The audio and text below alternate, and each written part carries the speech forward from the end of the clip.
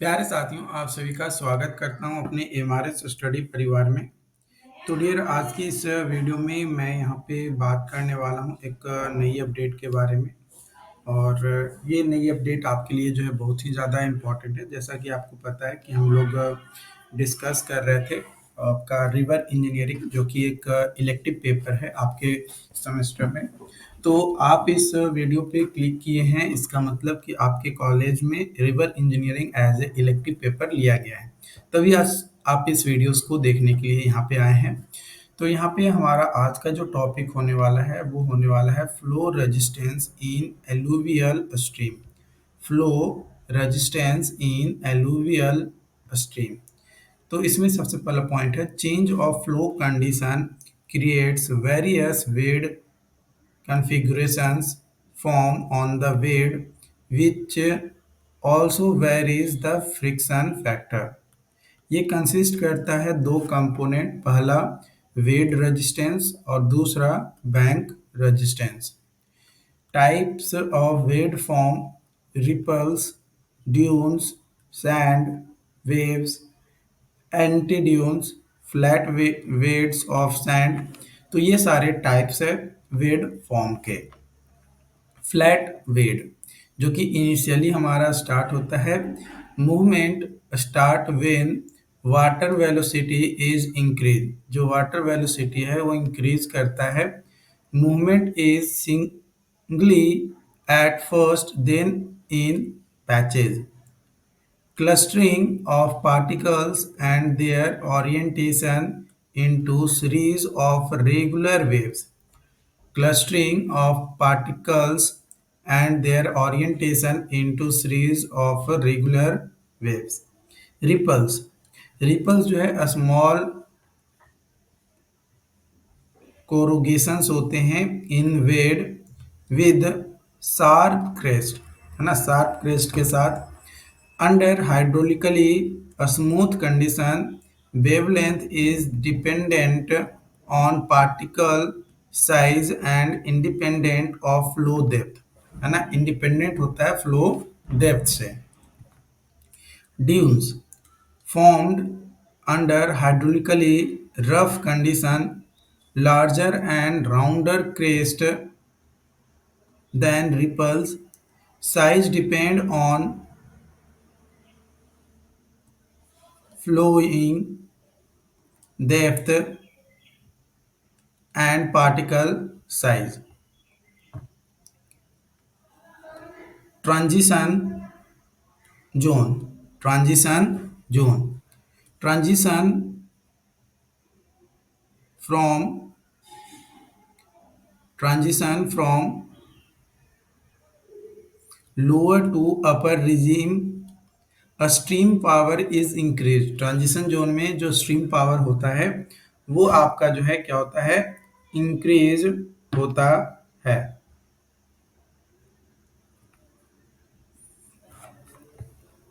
Fraud number जो है वो अप्रोचेज होता है एक तक।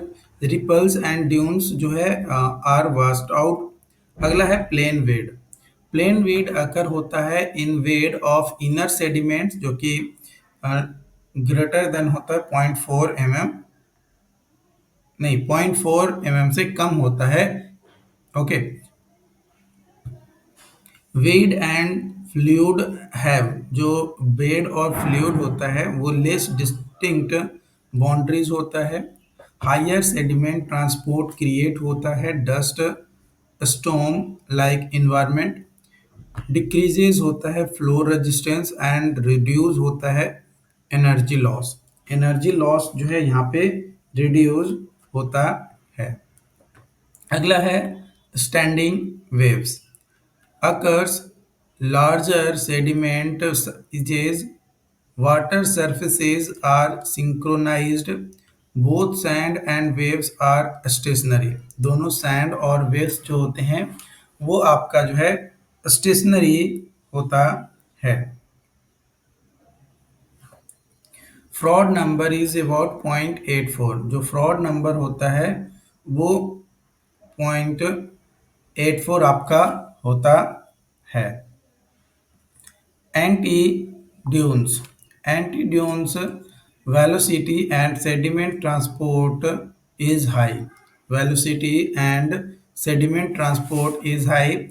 Extremely unstable, constantly form डिसइंटीग्रेट्स and reform, जहाँ पे फ्रॉड नंबर जो है एक से बड़ा होता है। क्या होता है? फ्रॉड नंबर जो है आपका एक से बड़ा होता है।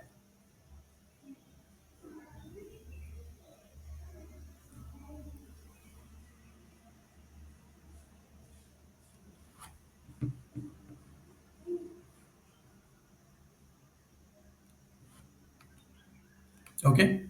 वेवलेंथ जो होता है वो 230 से 6 मीटर आपका होता है।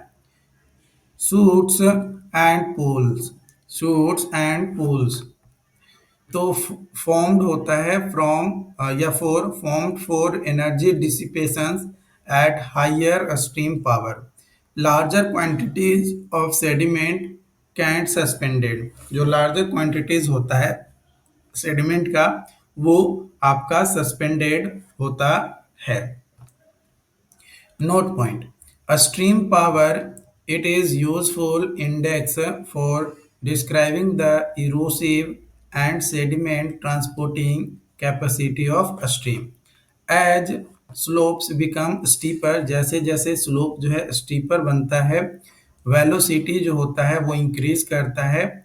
A stream power goes up and more energy is available, ज़्यादा एनर्जी अवेलेबल होता है फॉर रीवर्किंग चैनल मटेरियल के लिए। Sand wave phase, undulation of sand wave is more pronounce, ज़्यादा प्रोनाउंस होता है than ripple and dune phase से। जो सैंड वेव होता है वो सिमेट्रिकल शेप का होता है and form resistance is smaller and energy loss is less than ripples and dunes. Dunes और रिपल से कम एनर्जी लॉस देखने को मिलता है और फॉर्म करता है रेजिस्टेंस को कम, है ना, कम रेजिस्टेंस को फॉर्म करता है। As a major component of resistance, form resistance changes as the flow condition. Flow condition के हिसाब से जो आपका जो फॉर्म रेजिस्टेंस है वो आपका चेंज होता है। Component of bed resistance in alluvial stream, जो कि आइंस्टीन 1920 के द्वारा दिया गया था या बताया गया था। तो क्या क्या है?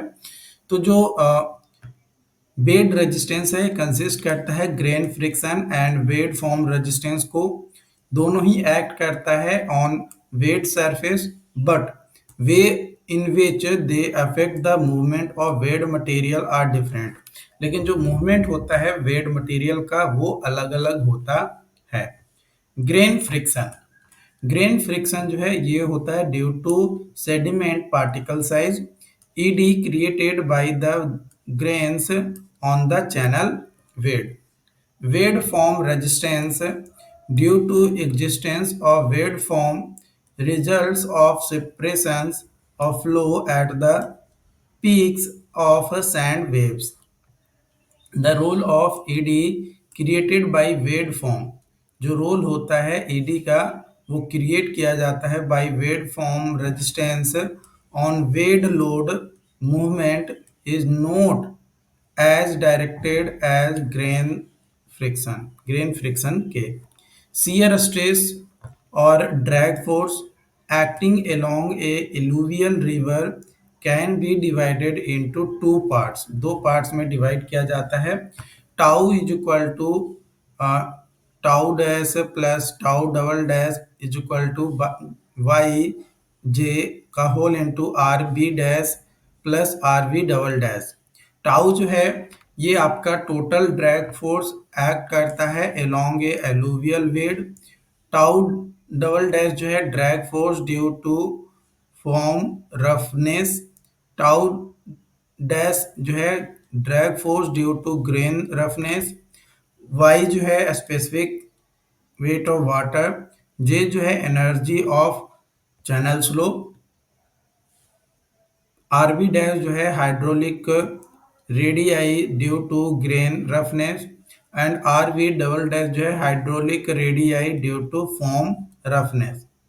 ग्रेन फ्रिक्शन डिनोट करता है resistance due to two dimensional flow which is not affected by side bank, जो साइड बैंक मतलब किनारे से अफेक्टेड नहीं होता है विद ए प्लेन वेट। तो U divided by U star is equal to 5.75 log 12.27 into B R B dash गुने X divided by K S.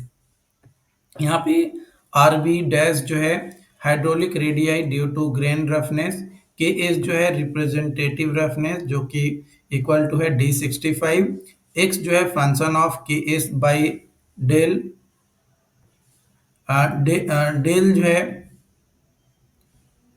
ये आपका thickness of laminar sub layer is equal, del is equal to हो जाएगा 11.6 V divided by U star is equal to formula होता है square root GR1 dash into जे।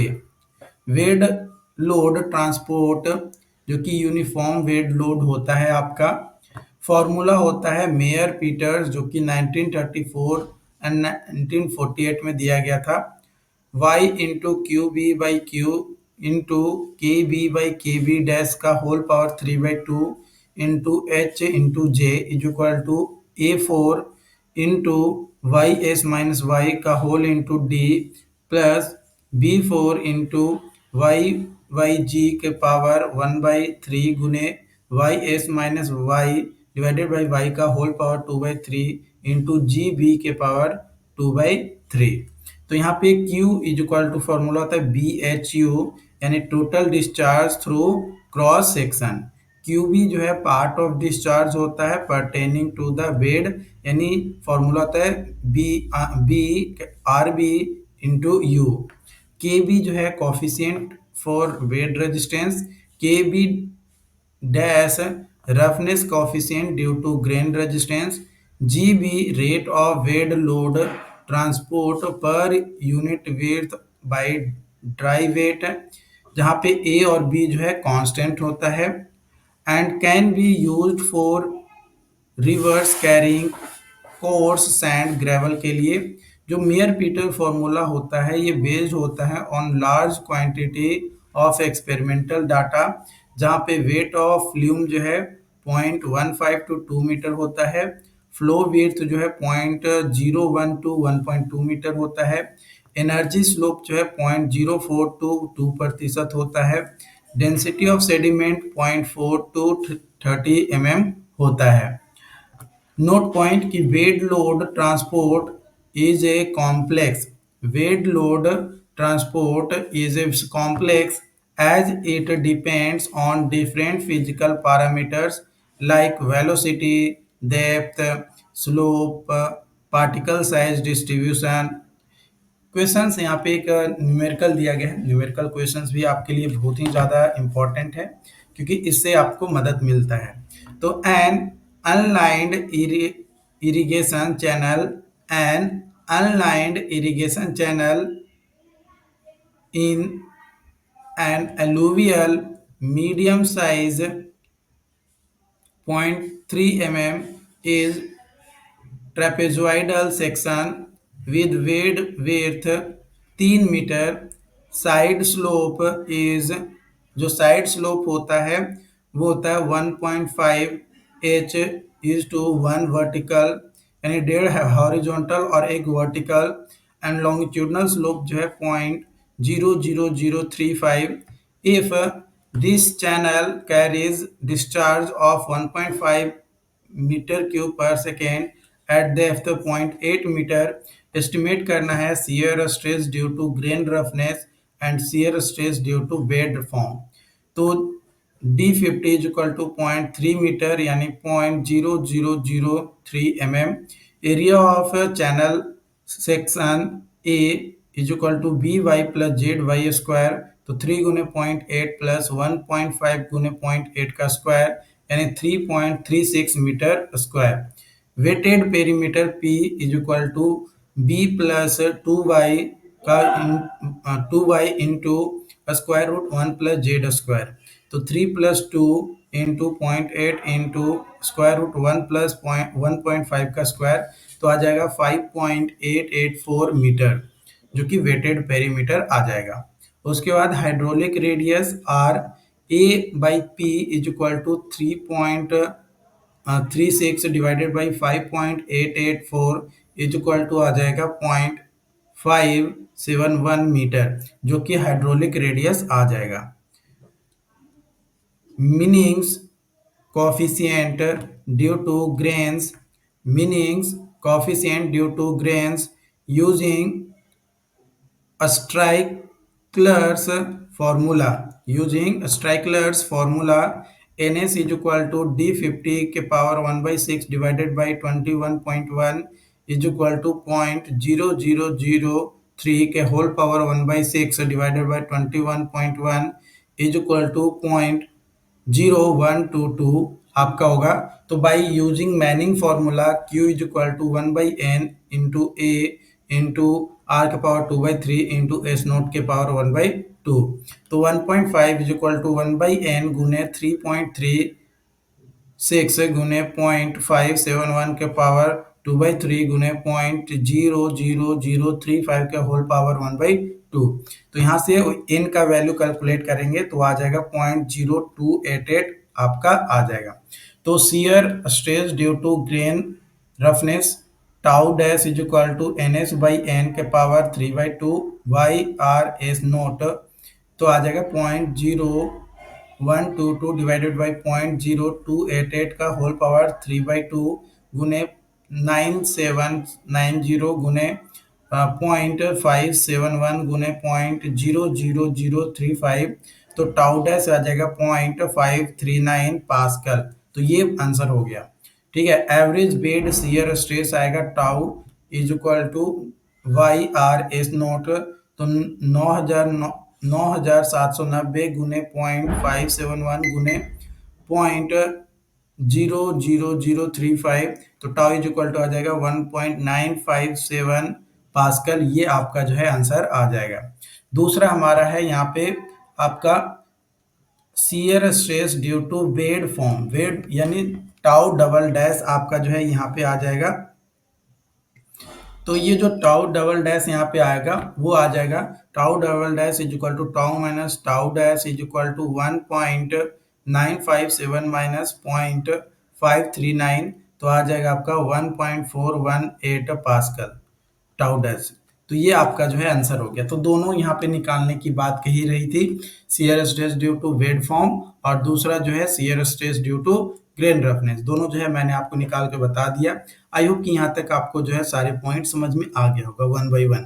अगर फिर भी कोई डाउट रहता है, कोई कंफ्यूजन रहता है किसी भी पॉइंट्स में, तो आप हमें कमेंट करके जरूर बताएं। Thank you.